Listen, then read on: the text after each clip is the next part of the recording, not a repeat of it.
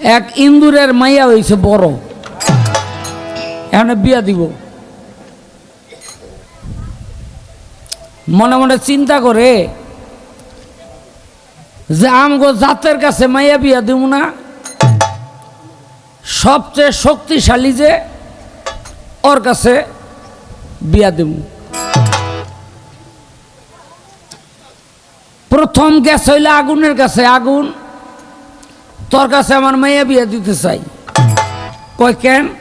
কয় তুই খুব শক্তিশালী, সব পুরাইতে পারস। আগুনে কয় বাইরে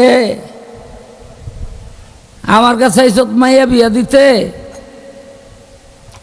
আমার উপরে পানি ঢাললে একবারে নিভা যায়। আমার চেয়ে শক্তি হইল পানির বেশি। ইন্দুরে কয় তাইলে আর আগুনের কাছে যাই কেন, পানির কাছেই দেই। পানিরে কয় তোর কাছে আইসি মাইয়া বিয়া দিতে। পানিতে কয় কেন? কয় তুই খুব শক্তিশালী, আগুন নিবে এলাস। কয় দেখ আমার চেয়েও শক্তি আছে। কয় কে? কয় বাতাস। এই বাতাসে পাইলে আমারে উড়ে লয়ে জায়গা। কয় তাইলে আর পানির কাছে দিমু কেন, বাতাসের কাছেই দিমু। বাতাসে কয় ভাই তোর কাছে মাইয়া বিয়া দিমু। বাতাস কয় কেন? কয় তুই পানি উড়ে লয়ে যাস। কয় বাইরে আমার চেয়েও শক্তিশালী আছে। কয় কে? কয় পাহাড়। কয় কেন? কয় আমি যত দূর জোরে দৌড়ে যাই পাহাড়ের কাছে গিয়া আর আগাইতে পারি না। কয় তাইলে আর তোর কাছে দিব না, পাহাড়ের কাছেই দিব। গেছে পাহাড়ের কাছে। কয় ভাই তোর কাছে আমার মাইয়াটা বিয়া দিব। পাহাড়ে কয় কেন? কয় তুই বাতাস ফিরে হেলাস, তুই খুব শক্তিশালী। কয় ভাই রে বাতাস ফিরাইলে কি হইব, আমার চেয়ে একটা শক্তিশালী আছে। কয় কে? কয় ইন্দুর। কয় কেমনে? কয় আমার গোড়া কাইটটা ইন্দুরে জুড়া জুড়া বানায় এলেছে। কোন দিন আমি ভাঙ্গা ফইরা যাই এর কোনো ঠিক নাই।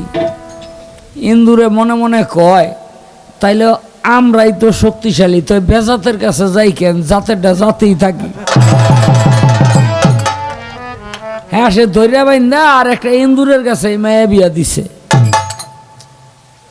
কথাটা বলার কারণ হইল আগে আমরা মাইক সেটে গান গাইতাম, কোনো ডিস্টার্ব ছিল না হারা রাইতে। এখন এই যে ডিজিটাল কনসোল, মিক্সার মেশিন, এইটা ওইটা কত কিছু যে বাইরেছে, লো হাই। হ্যাঁ হ্যাঁ, তো এখন এই এডিতে আমগো এসেগা অসুবিধা। কেন? এন্দা চেকরি রহন্দা পেকরি রহন্দা পুকুরে ওঠে। হ্যাঁ, তা আমাকে ওই জাতেরটা জাতেরই বালা ছিলাম, এই বেজাতে গিয়া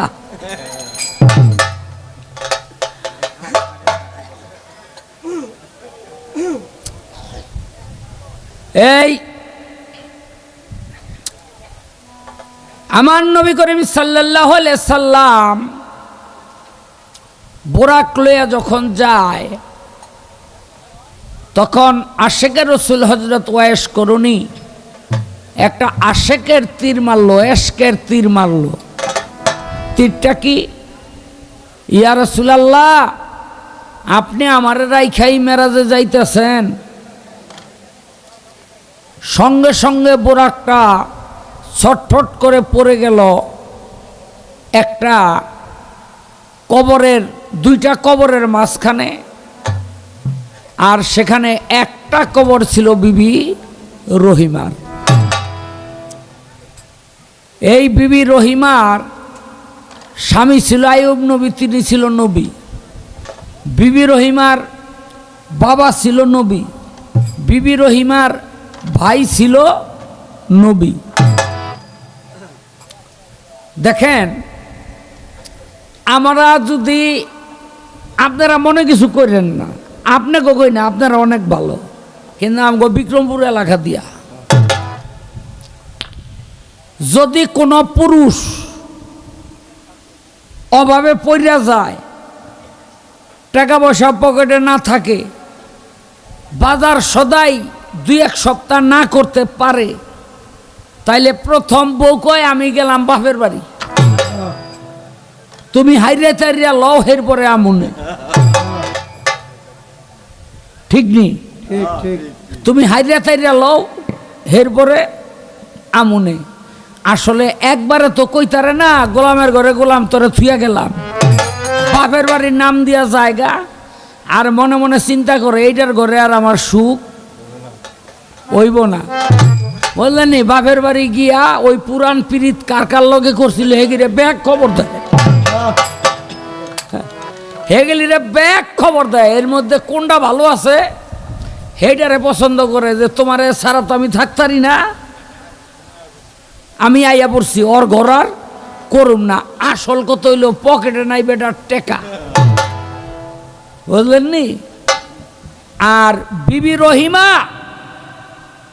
হায় রে আল্লাহ, একদিন আল্লাহও কিন্তু গপ্প করে, কার লগে করে? ফেরেশতার লগে। আল্লাহ কয় ফেরেশতারা দেখো আইয়ুব নবী আমারে কত মানে, কত জানে, কত শ্রদ্ধা করে। কয় করব না, বাদশা বানাই দিছেন, সম্পদের নাই অভাব।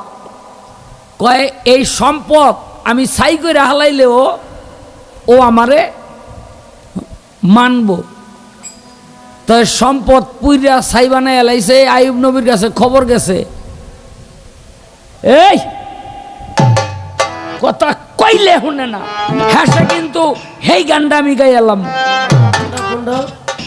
ওই যে মনটারে না দেখা সাদা, 2 চোখের পছন্দে দাদা, কেন যে আনছিলাম ঘরে আমি এই ওয়াইফ, তসনস কইরা সারলো আমার ওয়ান্ডারফুল লাইফ।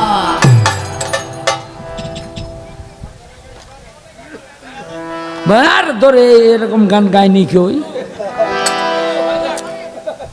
একলা ছিলাম, ভালো ছিলাম, আন্ডা খাইতাম ভুন্না, সুখের আশায় করলাম বিয়া লোকের কথা শুননা, এখন সেই ভুনা আন্ডা পইরা থাকে হইয়া ঠান্ডা, খাইতে চাইলে মারে ডান্ডা, আসে লইয়া নাইফ, নাইফ মানে হইল ছুরি। একলা ছিলাম, ভালো ছিলাম, বাদাম খাইতাম চুল্লা, এখন হুদা মুখ না রাইলে ওয়াইফ থাকে ফুল্লা। কি খাইলাম তারে না দিয়া মামলা করে এই সব নিয়া, আরে কি খাইলাম তারে না দিয়া ঝগড়া করে এই সব নিয়া, মামলা করে কোর্টে গিয়া উকিলের নাম সাইফ। একলা ছিলাম, ভালো ছিলাম, ঘুরতাম বাইরে বাইরে, এখন ঘরের বাইরে যাইতে ভিসা লাগে ভাইরে। ভেবে কয় শাহ আলম সরকার করুক 1000 জীবন সারখার, তবুও জীবনে দরকার 2-4টা ওয়াইফ।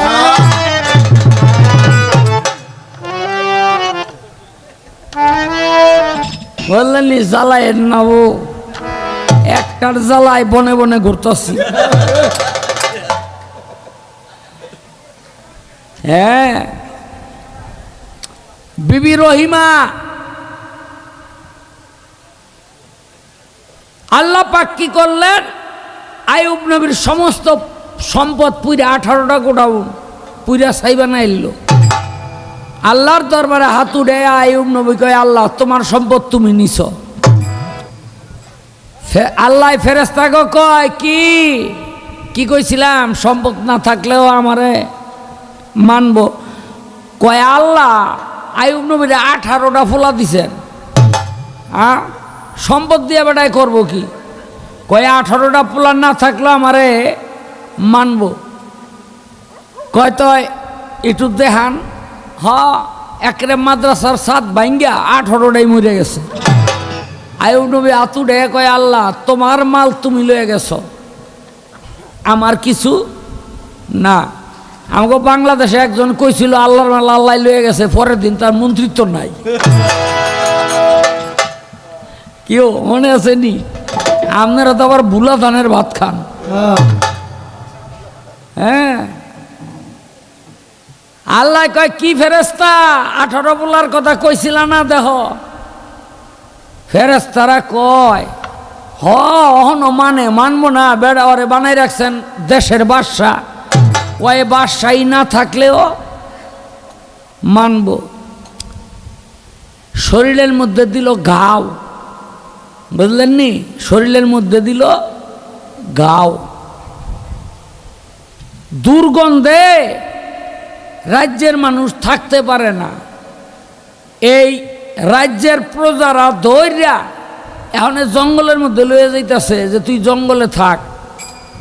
বউ কয়টা জানেননি? তিনটা। একটাই কয়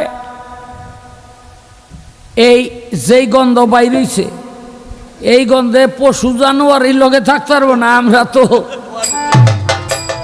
মানুষ হই। একটা পিছেতে ভাগছে যে বিয়া অন্য জায়গায় বইয়া লই গেল, আর একটু দূর গেছে মতো আরেকটায় ভাগছে। বিবি রহিমা কয় স্বামী আপনার থুয়ে আমি যাইতাম না, আপনার থুয়ে আমি যাইতাম না। 18 বৎসর কিরায় খাইল, মানুষের বাড়িতে বাড়িতে ভিক্ষা কইরা, মানুষের বাড়িতে বাড়িতে ভিক্ষা কইরা আইয়ুব নবীরে খাওয়াইতো। অনেক বড় ঘটনা। 18 বৎসর পর আল্লাহ পাক তারে সুস্থতা দিল, সমস্ত পোকা দেহ থেকে চলে গেছে, একেবারে শেষ পোকাটা যাইতেছে গা।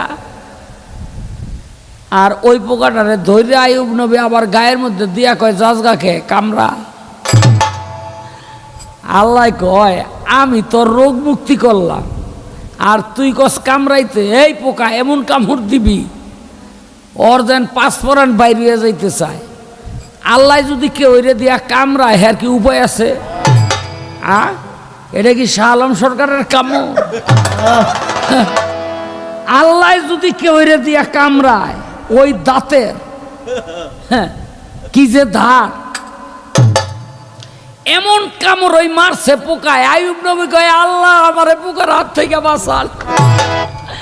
আল্লাহ কয় এই আইয়ুব, আজ থেকে 18 বছর আগেই যদি তুই আমার কাছে কইতি আমি তোরে বাঁচাই দিতাম, কিন্তু আমি পোকা তোরে দেহ থেকে দূর করে দিলাম, তুই আবার উড়াইয়া দেস, তোর এত বড় সাহস করতে হইল। কয় আমারে মাফ কইরা দেন, আমি বুঝি নাই। এই যে বিবি রহিমা, এই বিবি রহিমার আইয়ুব নবীর কবরের মাঝখানে পড়ে গেছিল আমার নবী করিম সাল্লাল্লাহু আলাইহি সাল্লাম।